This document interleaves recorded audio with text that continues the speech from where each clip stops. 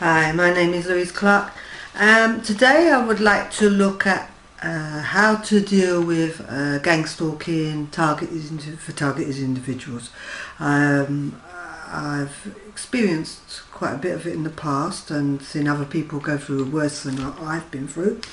And I receive quite a few emails asking for advice, so I thought, why not put a video together. I don't really want to spend time trying to explain what gang stalking is, because I feel like there's enough videos on YouTube and so forth explaining that, but no one's really explaining how to deal with it. Although I will briefly go over it, because even though, as I say, there's loads of videos on the internet explaining what gang stalking target individual involves, sometimes they're not got the whole picture, which is understandable because the whole picture is quite large. So I just want to cover that. Who, if I break it down, I've gone into who, what, where, when, but who's involved, it's from the top down. It's cults involved. It's through Freemason networks. That they'll just use the basic human beings on the street, but the network goes right up to the top, and therefore access to intercepting in communications, mail, public services, electricity, gas, government documents are all available to them. So this is why they can work on such a scale. So yes, as I say, it's cults and Masonic networks that are really orchestrating it, but they're using the noddies on the bottom to do all their dirty work. Also, people that are under it, we've got different people trying to make sense of why are they being gang stalked, why are they being targeted. Sometimes they're whistleblowers, sometimes they feel like, no, I haven't really done anything. A lot of the time what is happening is they're victims of trauma-based mind control, but they don't actually, they're not aware that that was their life, and so they're not relating to it as that. Also, a cult is involved too, which I'll go on to explain, and so, and as well, as I say, it's going from the top, so it's also black ops operations, which will be funding it, and the money is limitless. So this is who, and now we look at what. What they use, well, they'll use what works.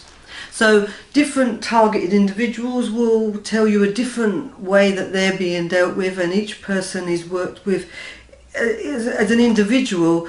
There is strong similarities, but each individual will be packaged differently. As I say, they'll use what works. If it doesn't work, they won't be using it. So for some people, what will work won't work on one, which will work on another differently. Also, it will depend on whether they have been victims of trauma-based mind control. It could come in the form of noise harassment, always having builders around, you know, so that you don't get no peace. I mean, basically everything is done on, as we know, on a little scale. If you express it to someone, they'd just say no, they could dismiss it. You'll have street theatre where there's whole dramas go on in the street, or people maybe, you know, calling names to you or so forth, or it may just be that you keep seeing the same person following you.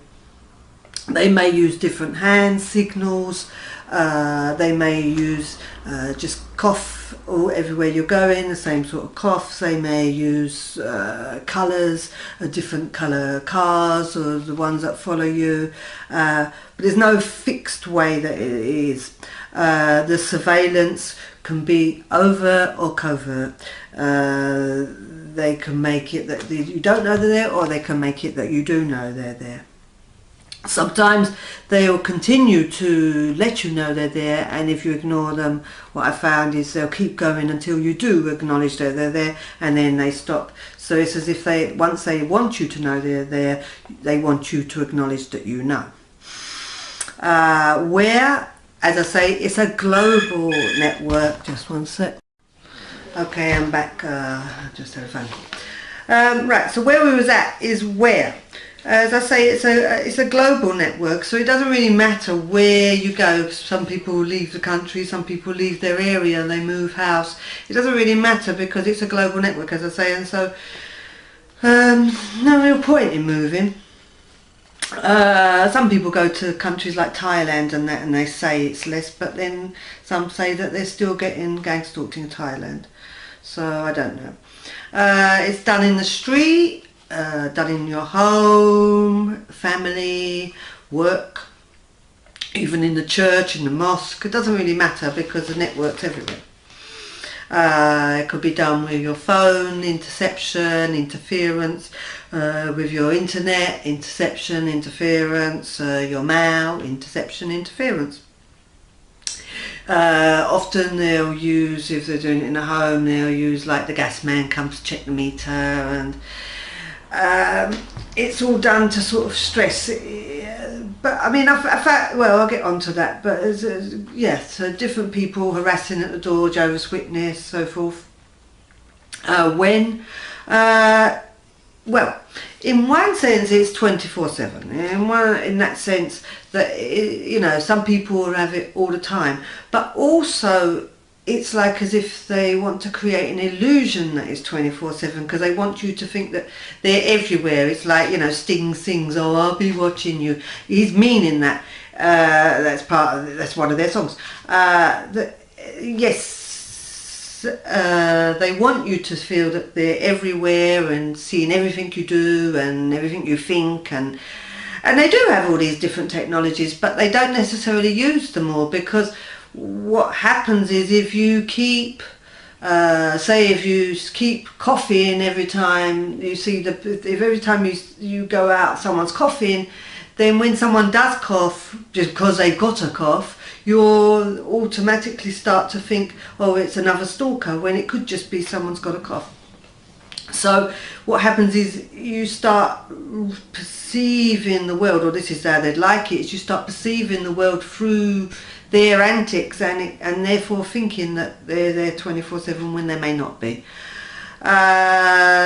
Also, sometimes the level of surveillance is not as big as we could perceive it to be, but they can hound you so much, especially in the early stages, that you think that they're everywhere, and every helicopter that goes over is a military helicopter to pester you. And it may not be.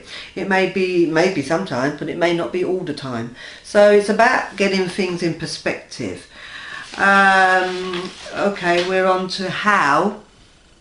And how it's done is different, as I say, for everyone. It's using the principle a lot of the time of classical conditioning, which is a psychological term for if you keep if every time, I don't know, something nice happens, you know, or something bad happens, a bell rings, then when you start hearing the bell ring, you expect the nice or the bad to happen, whatever is associated with it. So it's the same sort of principle. If they keep doing something enough, that then you know, like if they always follow you with a white car, and then white cars go by, you've already got an association with white cars. So then when you see a white car, it'll cause the same distress, whether it's theirs or just a natural white car. So it's like they sensitize you to things. But sometimes, as I say, for a lot of target individuals, they are actually victims of mind control, and therefore when mind control is put in, when it's placed in, it's done in a very organised way. And so when it's placed in, sometimes maybe like when they're putting you through a trauma, which may be like repeated rape or electric shocks or so forth, they may all cough. And then you've learnt that association through classical conditioning of that cough through that trauma. You don't remember the trauma because it's so traumatic that you've pushed it out of your memory. It may be in another altar. But the cough, when you hear that cough, it reminds you, or that altar within you, that a trauma was associated with that cough. So they know that when they go, they're reminding you inside of that trauma, and therefore creating a whole reaction in you that you would have reacted towards the trauma at the time, but you're not aware of the trauma, you're just aware that everyone's coughing and it's causing this reaction in you. This can be quite helpful, as I've written on in my website, of you can use that in a sense when they do use those triggers that were from previous traumas in previous alters. You can use that for indication of a way to access the memory, because you know that whatever they're doing repeatedly is likely to be an old association with a trauma, and therefore they're giving you clues of where to look to deprogram. Also, they use chips, electronic harassment. Chips, some people say you can pray out chips, some people say you can break the chips if you can find them under your skin. I don't know. Electronic harassment, yes, it does exist. Not everyone's under that. Some are.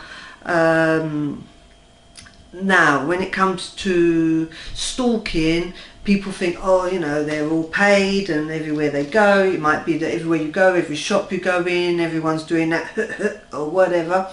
And so you think, oh, they all must be involved, they all must know, they all must be paid. And that is sort of put out there. But I don't actually accept that as the truth. I think some people may be paid to stalk. Those that you see standing on the corner all the time may be paid to stalk. But I think for a lot of the stalking, a lot of the people that are cueing you and triggering you, it's about their MCs theirself. They're mind controlled theirself. They have alters theirself, and their alters can easily be programmed to do these things without them even being aware that they're doing that for that reason. So they're not even aware they're gang stalking to you, which it helps, because then when you challenge them, they wouldn't know what you're talking about because they are not aware that they're doing it themselves.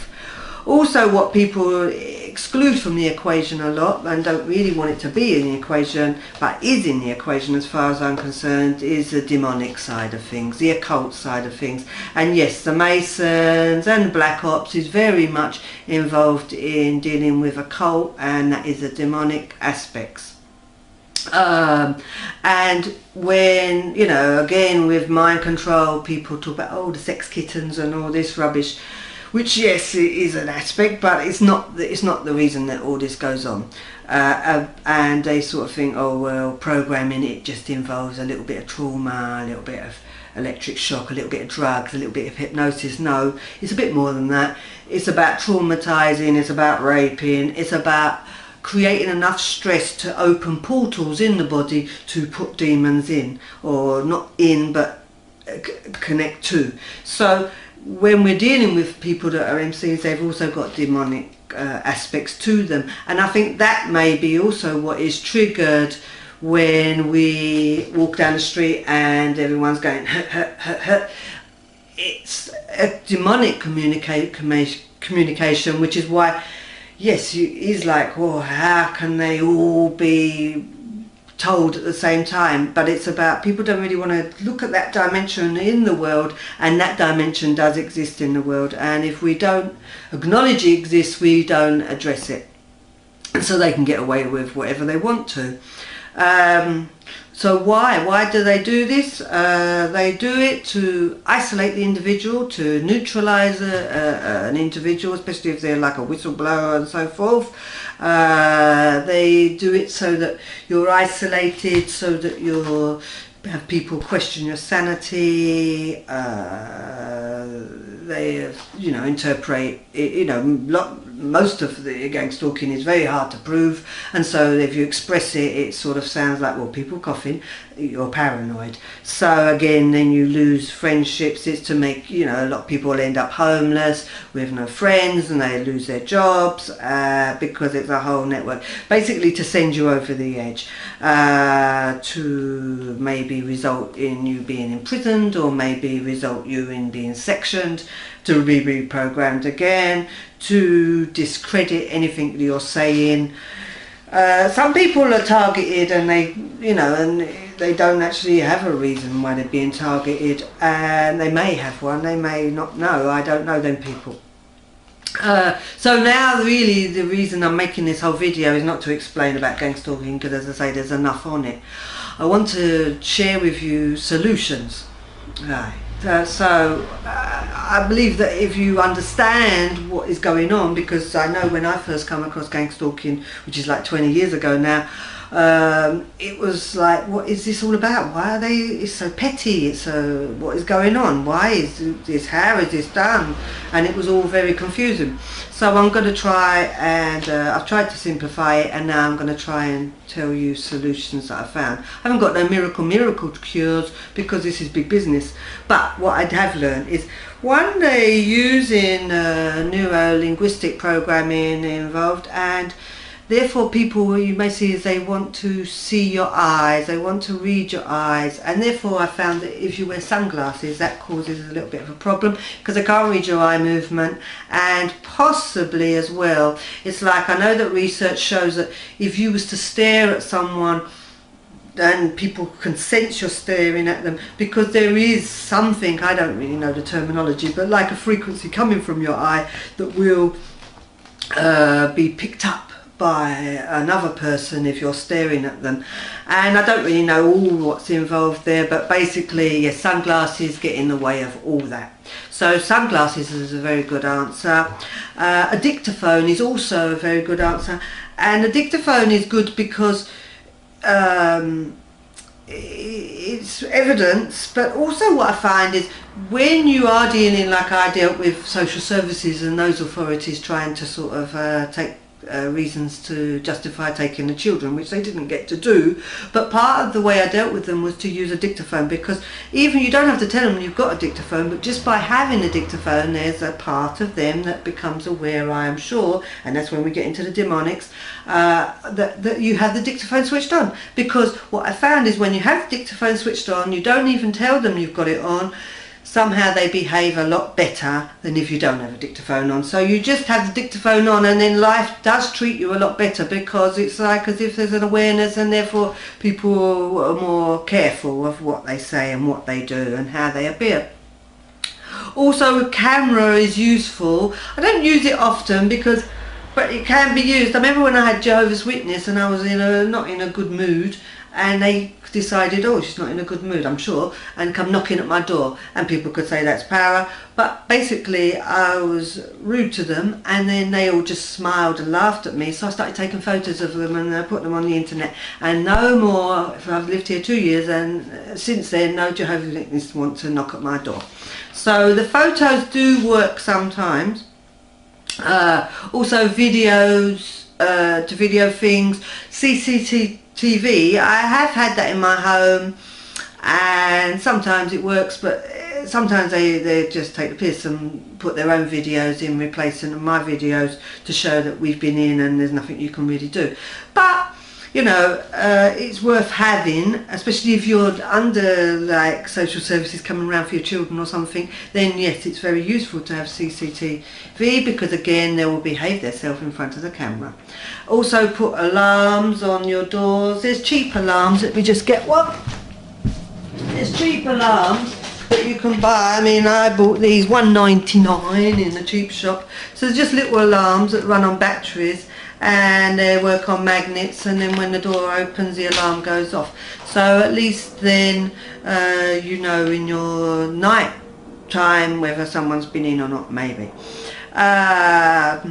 Also documenting. I mean, yes, it is documenting what happens, and everyone I say document, and I think to a certain extent, but then you want to get on with your life. But if there's sometimes it's worth documenting things if you feel it's generating a pattern, because then if you're showing a pattern, it shows that it's the case. So documenting can be good, but it's about staying calm and not being stressed by it all, because if you're looking at the purpose of it is to create a tension in you, to create a negativity in you, to send you over the edge. So it's about, no, you have to remain calm. This is your agenda, is to remain calm. Don't alert them to what you're aware of anything really, because if you do alert them, then they will step up their game. So it's about, you know, remaining as calm as possible. I know as well, it's about, I know when I want to move and go, you know, just do something different, it's about, they'll be notified if you change your pattern in life, or you're going to change your pattern. So I know for myself, I stay as calm as possible when I'm going to go off somewhere. No one would really know that that's what I'm intending to do, because I would just stay calmly and focused on what I need to pack to take with me where I'm going.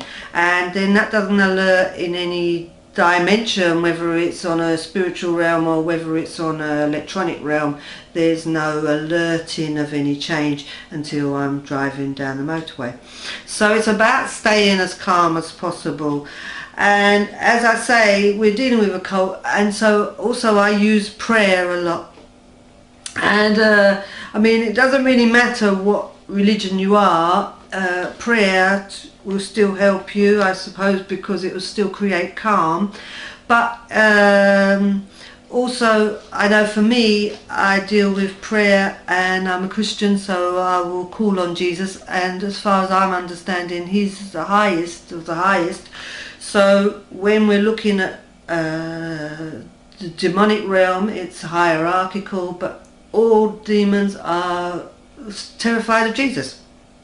So calling on Jesus will make them flee. It's just the way it is. It's amazing. I had a guy the other day, and he come to check my electric, and it did feel a bit dodgy, and I just stood there while he did the cupboard, and in my mind just was like, yes, please Jesus, protect me through this. And the man seemed to like want to run from the house, and I hadn't said anything. I was just standing there nice and polite.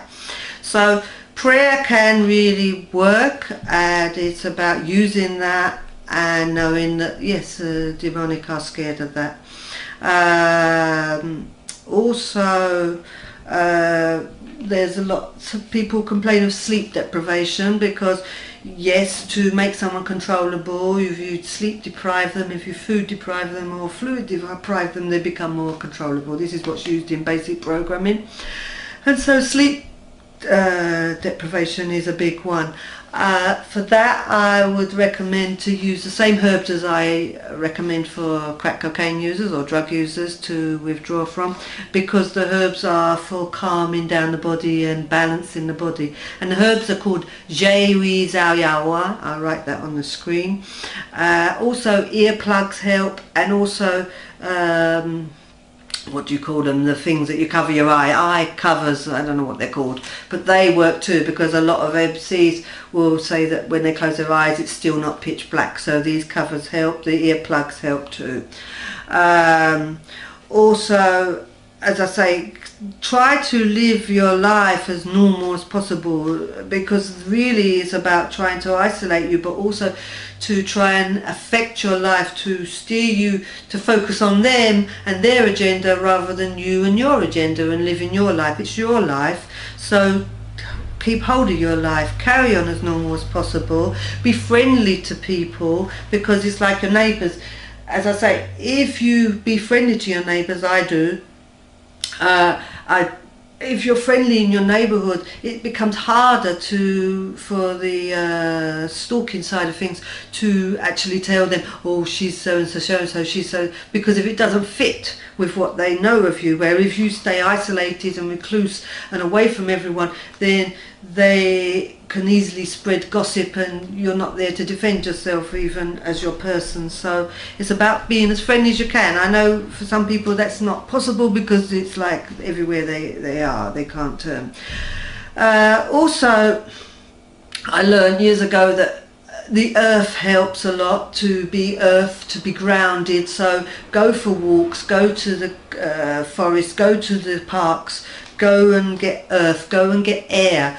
People, you know, put their curtains drawn and close their windows, let the air through the house. It's fresh air, let clean air in, get some air in yourself, ground yourself. And also I see that sometimes people struggle to have baths and showers, because it's like as if there's a resistance to do this. But it's about try to do that, try to be in the bath, be in water, drink water. It's all helping you. So, as I say, I didn't have no magical answer, but I'm hoping that what I have said here is helpful to some extent and to some people. And if you anything to say, you can say it below. That's all I've got to say for now, and I wish you well. Okay, bye bye.